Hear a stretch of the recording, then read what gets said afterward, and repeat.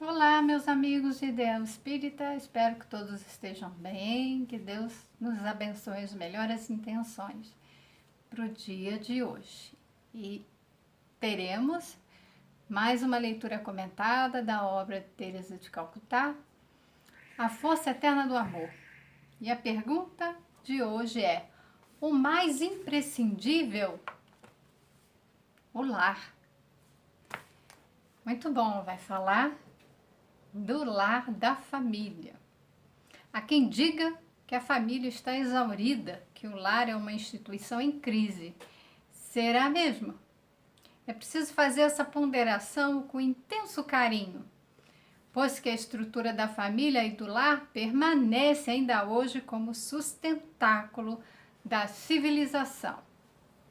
Todo aquele que se dedica a estudar as páginas do Evangelho sabe que Jesus começou seu ministério exatamente numa festa onde se formavam ou se ampliavam as bases de uma família. As bodas de Caná, da Galileia. Está em João, capítulo 2, versículo 1 a 11.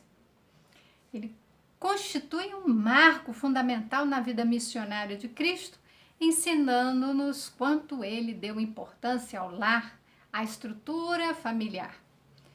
Prosseguindo seu ministério, visitou lar de Marta, Maria e Lázaro, na cidade de Betânia, está em Lucas capítulo 10, versículo 38, onde imortalizou ensinamentos muito importantes para a humanidade.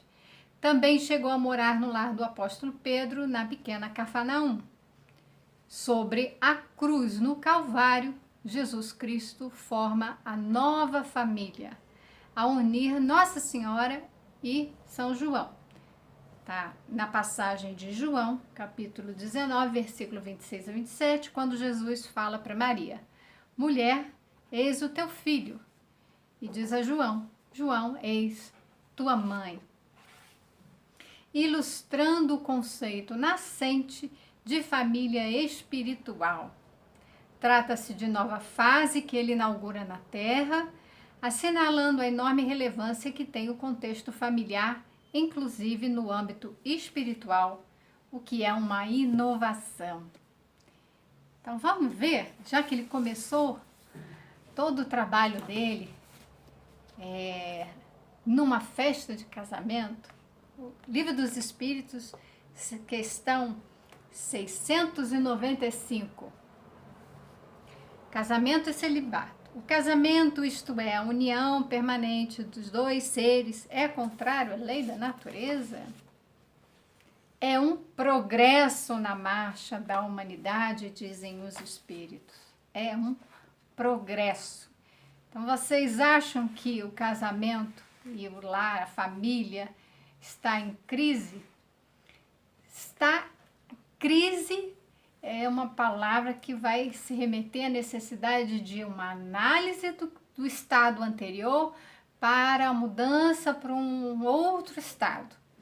A crise é necessária para que a gente reveja os conceitos, como a gente tem feito com o livro de Teresa de Calcutá. O tempo todo ela nos convida a fazer uma reflexão para a revisão dos nossos conceitos ou pré-conceitos, para a adoção de um novo olhar, né? Uma mudança de paradigma, uma mudança de um modo novo, renovado de enxergar a vida, para que a gente coloque o tempero do amor em tudo que a gente faz, vê, tudo que a gente sente. E quando a gente pensa no casamento e na família, muitas pessoas acham que está em crise, que é como se fosse uma crise para um fim, e não é, é uma crise para uma mudança. A pandemia do Covid, que estamos ainda vivendo, embora nesse momento a vacina seja uma esperança, ela não é a resolução de todos os problemas, que isso fique muito claro.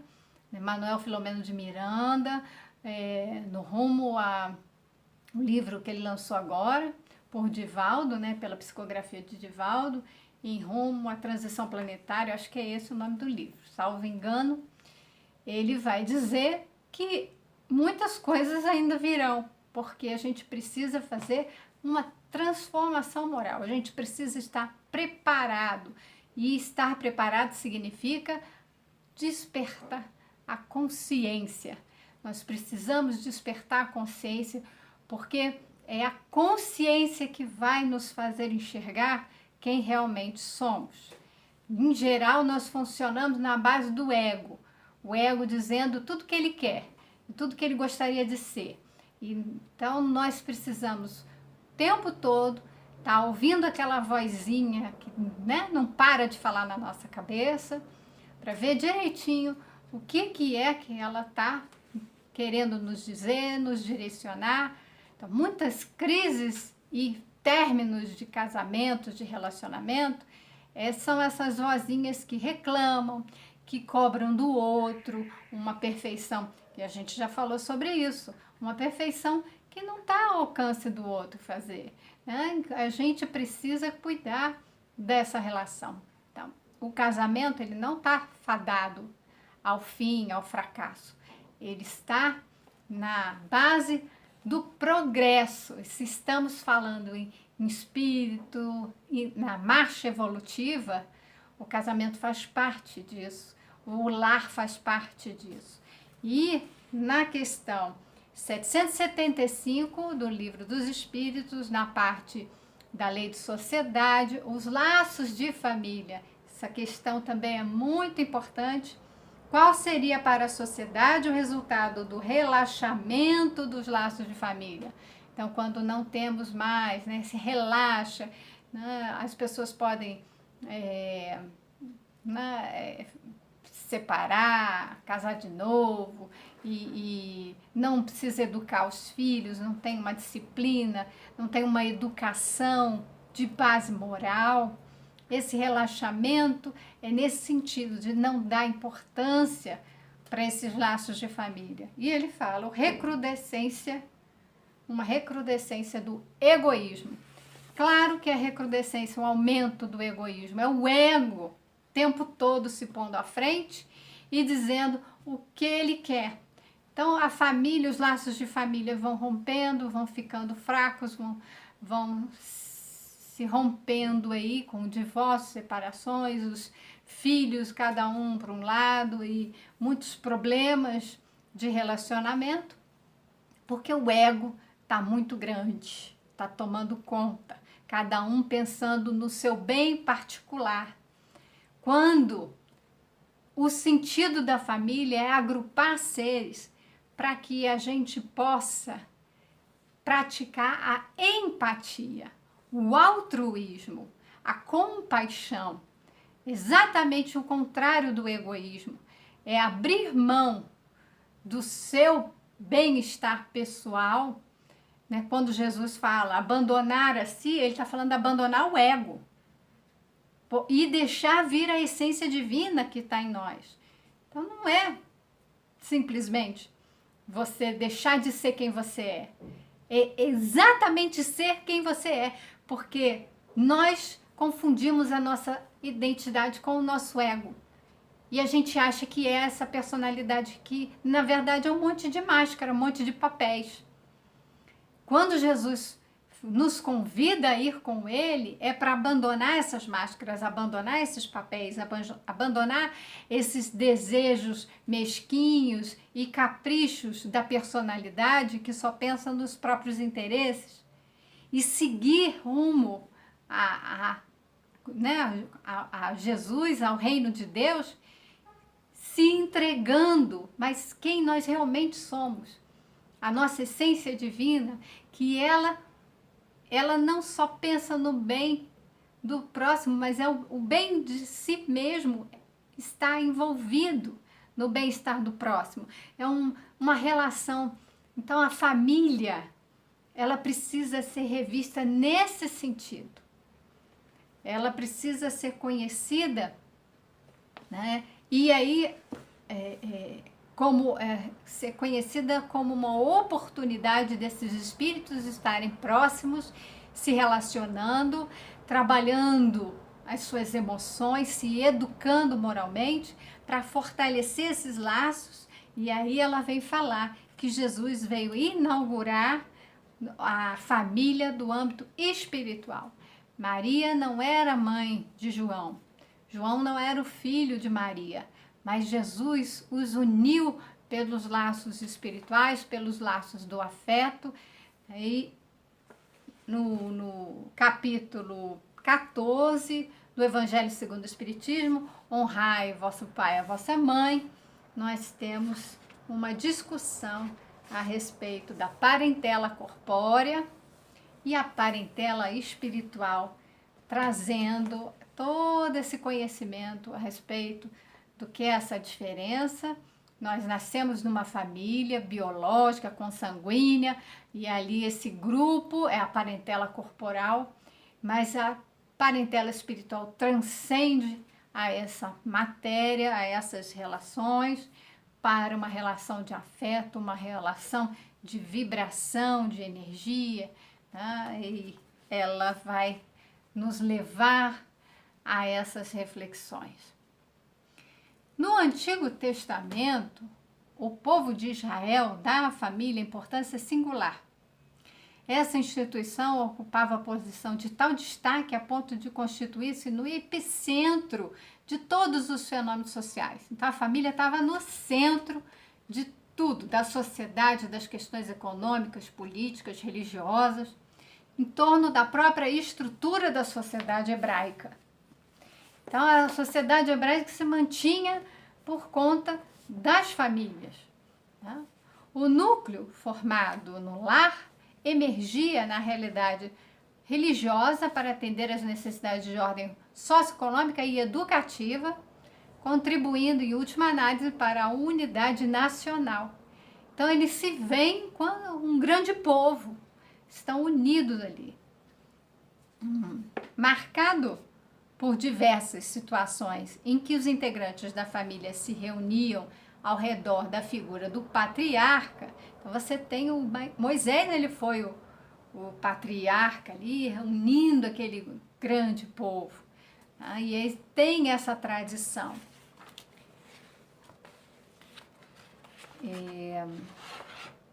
Então, marcado por diversas situações em que os integrantes da família se reuniam ao redor da figura do patriarca, o conceito de lar e de família vai se aprimorando gradativamente ao longo das páginas do Antigo Testamento, até que surge, enfim, a ideia de família espiritual, uma espécie de família que transcende os laços consanguíneos, mas nem por isso se torna menos real, sendo muitas vezes mais firme em seus fundamentos.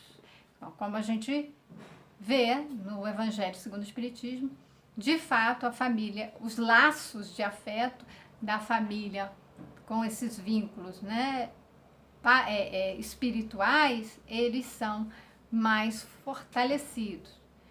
No Novo Testamento, notadamente no livro histórico de Atos dos Apóstolos, aparece um conceito até certo ponto inédito, no momento em que as famílias e os lares se desestruturam logo após a morte de Nosso Senhor.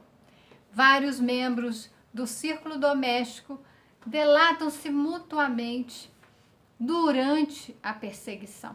Então, eles vão denunciando um ao outro, ao invés deles manterem a fortaleza, né, todos juntos, eles são mais fortes.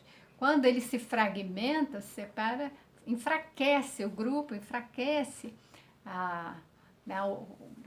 um propósito, né, que eles têm, um ideal. Então, eles, durante a perseguição, eles acabam se fragmentando, se dissolvendo, que acometeu os primeiros cristãos, entregando uns aos outros. Então, denunciava, ele é, e para tentar se salvar, né, escapar daquela perseguição, denunciava o outro. Então, nas mãos do poderio de César. Por outro lado, os templos deram lugar a um novo lar, a igreja que congrega aqueles que sentem afinidades entre si. Desponta no cenário do mundo a pluralidade do lar, pessoas quase estranhas entre si que se reúnem por laços da fé, do amor e ideal revelando um conceito mais abrangente de família. Então, o que ela fala? Surge a igreja. A igreja, na verdade, não é um templo de pedra. A igreja é o grupo de pessoas que elas se reúnem por conta dos seus laços de fé, de ideal, de amor. Talvez essa retrospectiva histórica da formação do lar demonstre quanto temos que alargar as fronteiras da família, levando-se em conta que o século XXI traz desafios mais complexos a serem enfrentados. Hoje nós temos múltiplas formações de famílias, todas são consideradas famílias. A gente pode dizer que o conceito de família ampliou para conseguir definir uma série de uniões, todas elas baseadas no respeito, no afeto. Então é preciso olhar isso como algo que trata-se sim de um progresso. O casamento, as famílias fazem parte do progresso e vão passar por uma série de transformações. Há que se expandir o sentido de família, de lar, de relacionamento familiar. O progresso da civilização exige que vejamos no lar muito mais que uma mera confluência de ligações consanguíneas. Vê-se uma diversidade de situações a concorrer para ampliar a visão do lar e da família, tais como a adoção de crianças, a presença de idosos e pessoas que temos em consideração, o crescimento do número de lares do tipo educandário. Então, você tem crianças que perderam, né, seus pais, seja porque elas ficaram órfãs, ou seja porque perderam o poder familiar por quaisquer razão, né? A justiça tratou, separou a criança dos seus pais, mas essas crianças são levadas a educandários e são lares em que há pessoas que são os cuidadores, acabam sendo ali a mãe, o pai, de todo aquele grupo. Então tem psicólogos, tem assistentes sociais, tem médicos e uma série de pessoas trabalhando para cuidar e educar dessas crianças. Então que vão abrigar órfãos e outros jovens no seio da família. A concretização de relações estáveis entre indivíduos do mesmo sexo que também desejam filhos. Então isso é importante que se diga, né, para respeitar essas uniões de pessoas do mesmo sexo e que adotam crianças. Ao se aconchegarem ao ambiente familiar, aumenta o contingente de pessoas que contribuem para novos modelos de lar, e isto é, novos conceitos administrados pelo sentimento de solidariedade. O lar, para mim, exerce um poder importantíssimo na constituição da sociedade, da civilização como a conhecemos. Em razão disso, inspirados nos exemplos que encontramos no Evangelho, devemos avaliar melhor a estrutura do nosso lar, dos fatores que contribuem para a harmonia familiar, como o diálogo, a formação religiosa ou os conceitos de espiritualidade, tanto quanto a maneira como criamos e administramos a família. Então, é preciso que a gente tenha atenção e reflita sobre esses aspectos. Como que nós estamos nos relacionando com os nossos familiares? Ter esse diálogo, né? O diálogo é significa dois, né? Precisa ouvir e falar, né? Ser escutado, né? Que nos escutem, mas que a gente também possa escutar o outro, acolher o outro e trocar ideias. E que a gente tem a respeito do conceito de religiosidade. A família, ela é a base da educação moral. Não podemos terceirizar, ou seja, dar para uma outra pessoa fora desse núcleo familiar, como escola, professores, para fazer educação no sentido de aquisição de virtudes, Isso precisa partir dos pais, é missão, é tarefa dos pais. A escola vai fazer a sua parte de instrução e hoje em dia se fala muito em educação das emoções. Essa educação está sendo implementada nas escolas por necessidade dessas crianças, desses jovens terem um direcionamento. Muito por conta dessas famílias que não estão dando, né, suporte, não estão acolhendo, não estão cuidando dos seus filhos. Então, nós precisamos refletir sobre todas essas condições. O que a escola pode dar de apoio, sendo parceira na educação que os pais dão nos seus lares para os seus filhos. Dependendo dessa condução, então, para a gente pensar como que a gente está cuidando, administrando as nossas famílias, nossos lares, mais aberta e progressista, ou manipuladora e castrativa, né? Ou então a gente é mais severo, castrador, né? No sentido de restringir, ou a gente, né, tem uma maior abertura, uma facilidade de comunicação, de entendimento, mais autoritária, mais rígida, ou a gente é mais permissivo, porque isso tem ocorrido, de uns dizem não para a criança o tempo todo, outros só dizem sim, e a gente tem que ter o equilíbrio, tem coisas que é preciso colocar limites, e outras vezes a gente precisa permitir que a criança experimente. Então, é preciso arranjar um equilíbrio. Como é que é a característica da nossa educação, dos nossos filhos? Então, essas características, né, forjaremos criaturas de igual característica, cujas atividades no mundo serão reflexo do selo em que lhes imprimimos durante a educação em nosso ambiente doméstico. É muito provável que o que a gente ensina, a gente imprima isso nas crianças e elas cresçam, né, sendo um reflexo daquela educação. Isso é muito provável de acontecer, né? Recebendo aí as influências dos pais, do meio em que habitam, dos outras famílias, da escola. Então, ela vai adquirindo ali esses conhecimentos, essas experiências, e aquilo vai constituindo suas características, formando o seu caráter.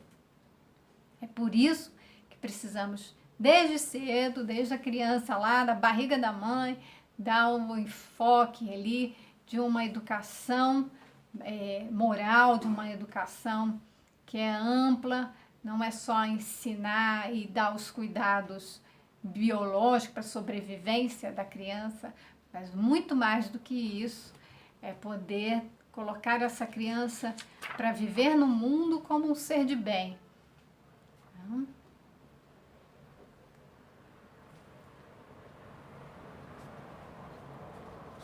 Então, é claro que se poderá questionar como uma ex-religiosa que fez votos de pobreza e celibato ousa opinar sobre a formação da família e do lar em si.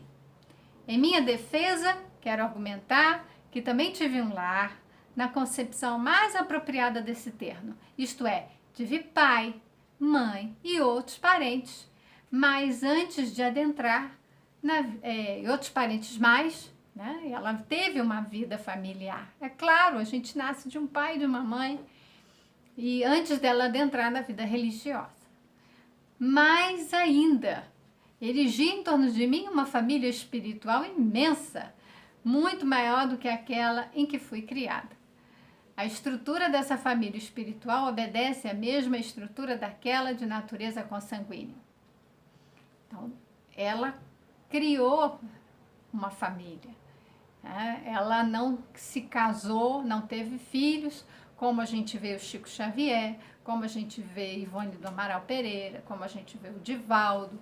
São grandes missionários, eles vêm para abarcar a família, só que é uma família do mundo, é uma família ali para todas as pessoas que vão em busca do amparo dessas criaturas, né, já missionárias.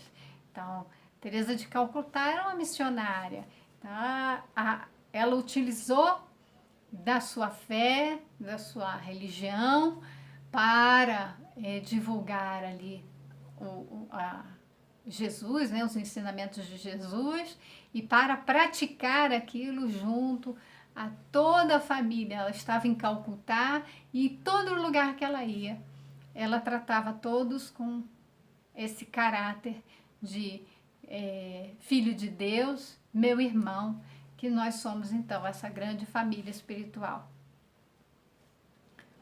Além disso, convivi com inúmeras famílias, as quais adotei em meu coração. Em verdade, um sem número de pessoas que tiveram seus lares destruídos ou construídos, erguidos e alicerçados através de suas atitudes, seu amor, seus afetos e desafetos, enfim, seus erros e acertos. Veja bem que na família não tem só maravilhas, só acertos, só amor. Temos também desafetos, erramos, mas é uma família, são pessoas que estão construindo seus lares a partir de todas essas experiências, de toda essa vontade de conviver, de aprender, porque o erro faz parte do aprendizado, a gente sabe disso.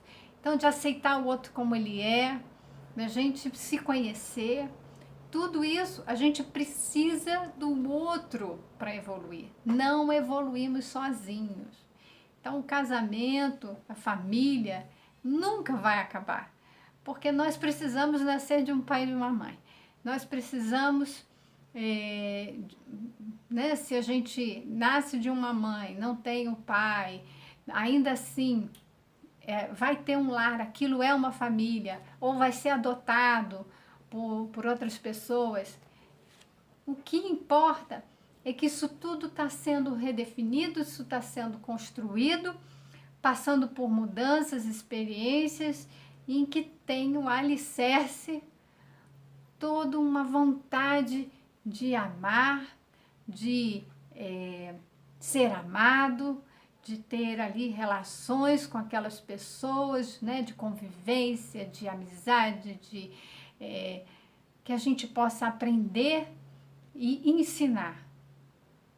Então, é preciso entender que nós só vamos progredir com a convivência, viver junto. E os lares, as famílias, eles são o primeiro ambiente de convivência. Ali a primeira experiência que nós temos quando nascemos e depois partimos para convivências na escola, convivências no trabalho, convivências com a constituição da própria família e assim vai. Então não somos seres para viver isolados, somos seres sociais. Ah, mas quem não quer casar? Ainda assim vai ter convivência com outras pessoas. E como ela falou, ela teve inúmeras famílias, porque ela abrigou no coração dela muitas pessoas que a procuraram e com quem ela convivia. Então, aprendemos com aquilo que convivemos. E foi dessa maneira que aprendi a importância do lar, bem como a influência da família na formação do caráter do indivíduo, da sociedade. Então, isso eu já falei, né?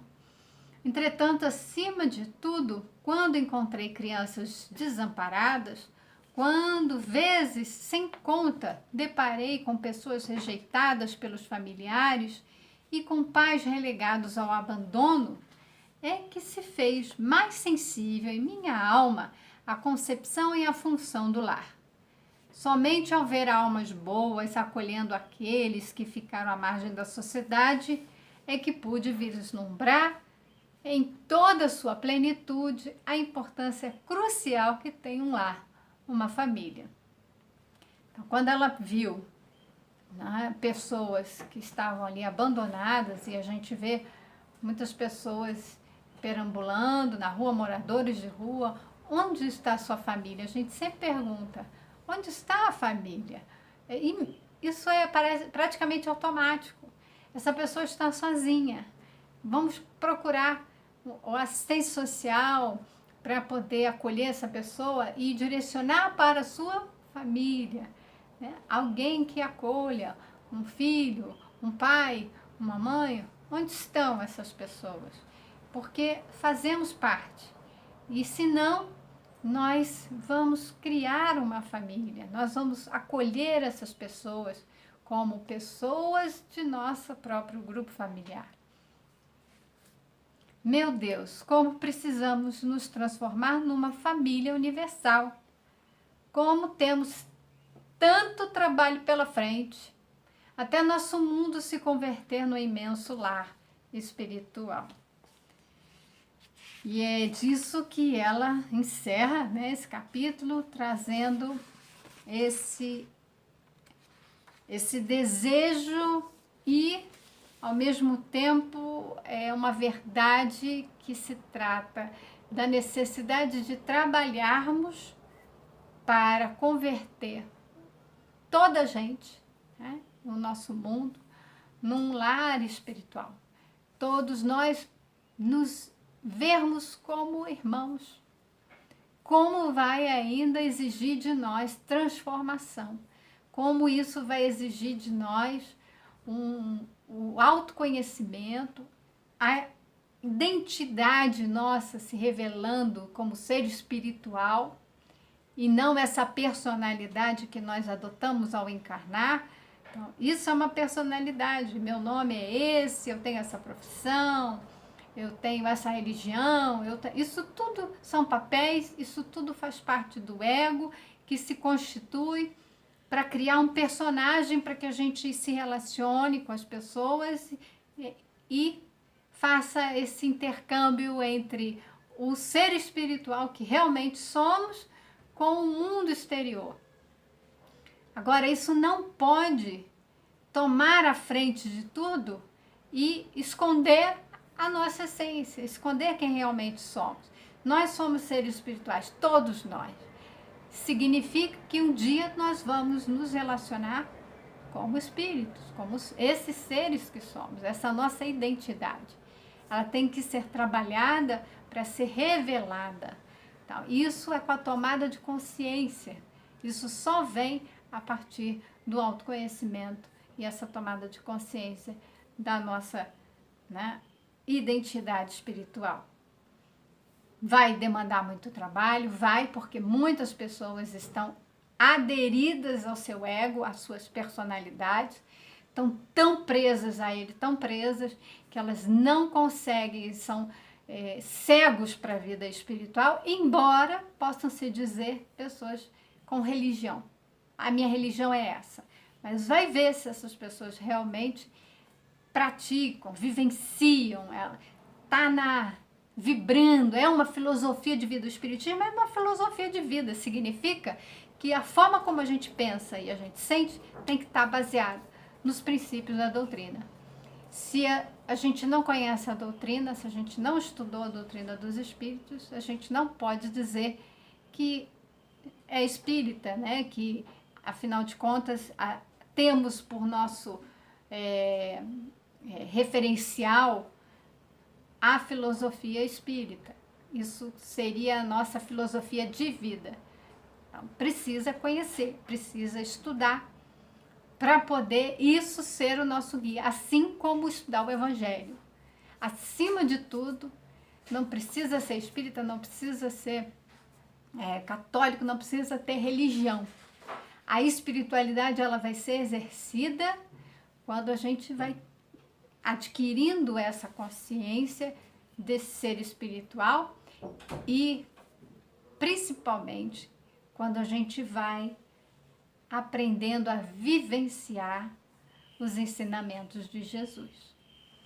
Não basta dizer que sabe quem é Jesus, Jesus Cristo, ele veio, fez isso, fez aquilo. Não adianta simplesmente dizer que é cristão. é preciso conhecer a fundo e a vida do Cristo ser um guia nas nossas vidas, né? Ela está interiorizada, ela fazer parte de quem somos, para que a gente possa seguir de fato o Mestre e cumprir-lhe as vontades. Então é preciso conhecer a fundo os ensinamentos de Jesus.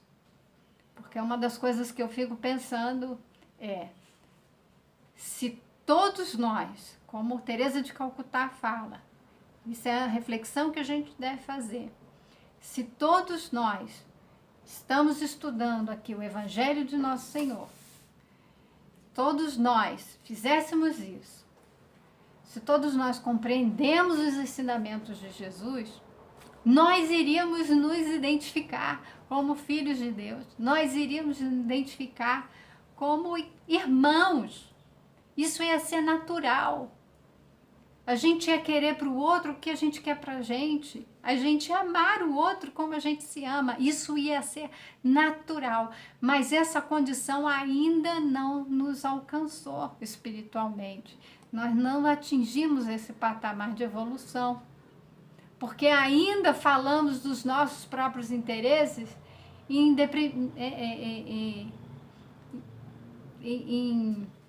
faltou a palavra agora, mas nossos interesses acima dos interesses dos outros. E quando a gente se coloca superior ao outro, se coloca acima do outro, é capaz de tirar do outro, inclusive, a sua subsistência, pessoas que vivem na miséria e na pobreza, Deus não criou a miséria e a pobreza, foi o homem que criou, devido ao seu egoísmo. E enquanto a gente viver esse excesso de egoísmo, a gente não vai viver como irmãos dessa grande família espiritual. Então, que Deus nos abençoe, que a gente possa começar a nutrir em nossos corações essa mudança de perspectiva para podermos um dia nos reconhecermos e vivermos como uma grande família. Até o nosso próximo encontro. Muita paz.